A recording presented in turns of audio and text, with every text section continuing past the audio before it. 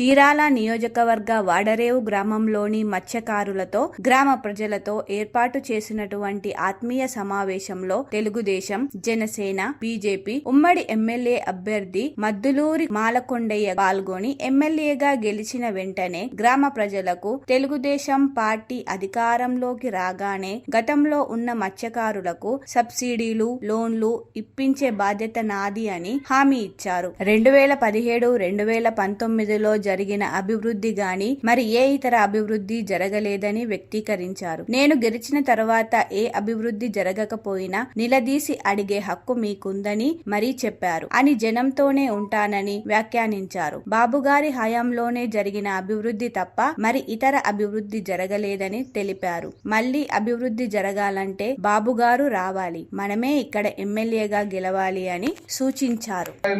అభివృద్ధి చేస్తానని మీ ముందు నేను తెలియజేసుకుంటున్నాను. ఒక గొప్ప విషయాన్ని మీకు చెప్పాలి. ఇంకొక గొప్ప విషయం ఉంది. ఇప్పటి వరకు మీకు వాడరేవులో ఆర్పర్ వస్తుందని చెప్పి ఇంతవరకు తీసుకురాలా. ఖచ్చితంగా నా టైంలో మీకు ఆర్పర్ వస్తుంది. రెండోది, ఈ ప్రాంతం మొత్తం కూడా పర్యాటక కేంద్రంగా అభివృద్ధి చేయడం కోసం ప్రభుత్వం ఇచ్చే సహకారం కాకుండా నాకున్నటువంటి సొంత అవకాశాలు, అంటే నా ఫ్రెండ్స్ ఎవరైతే పారిశ్రామికవేత్తలు ఉన్నారో, ఎవరైతే ఇండస్ట్రీస్ ఉన్నారో వాళ్ళను తీసుకొచ్చి ఇక్కడ టూరిజం కూడా డెవలప్ చేస్తానని చెప్తున్నాను. మీరు ఒకటే గుర్తుపెట్టుకోండి, ఇక్కడ వచ్చినటువంటి వాడు ఏదో ఒక బిల్డింగ్ కడుతున్నాడు, వాడిని నువ్వేమిస్తావని అడగటం, లేదా సొంత ఇంటికి మీరు కట్టుకోవాలన్నారో మీరు ఏమిస్తానన్నటువంటి నాయకులు మీరు చూశారు. నన్ను మీరు అలా చూడరు. ఎవడొచ్చినా సరే, ఏ వ్యక్తి వచ్చినా సరే ఆ వ్యక్తికి నేను ప్రోత్సహించి కావాల్సిన పర్మిషన్లన్నీ కూడా ముందుగా ఇప్పించేసి వాళ్ళకి కావాల్సిన పని చేస్తాను తప్ప ఖచ్చితంగా నువ్వు ఇదిగో ఈ బిల్డింగ్ కడుతున్నావు కదా నాకేమిస్తావు, ఈ హాస్పిటల్ కడుతున్నావు కదా నాకేమిస్తావు అనేటువంటి దౌర్భాగ్య మాటలు నేను మాట్లాడను.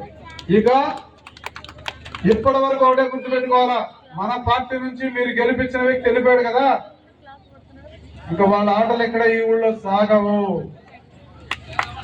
అయిపోయింది. ఎప్పుడైతే పార్టీ నుంచి బయటకు వెళ్ళిపోయారో వాళ్ళ చరిత్ర క్లోజ్.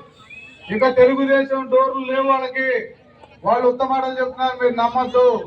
రెండోది, ప్రతి ఒక్క కార్యకర్తని, ప్రతి ఒక్క నాయకుడిని ఎవరైతే ఉన్నారో మా వెనకాల ఉన్నటువంటి బీజేపీ కానీ, జనసేన కానీ, తెలుగుదేశం కానీ ఏ ఒక్కరికి కష్టం వచ్చినా వాళ్ళ వెనకాల ఉండి వాళ్ళ మంచి చెడులు నేను చూసుకుంటా.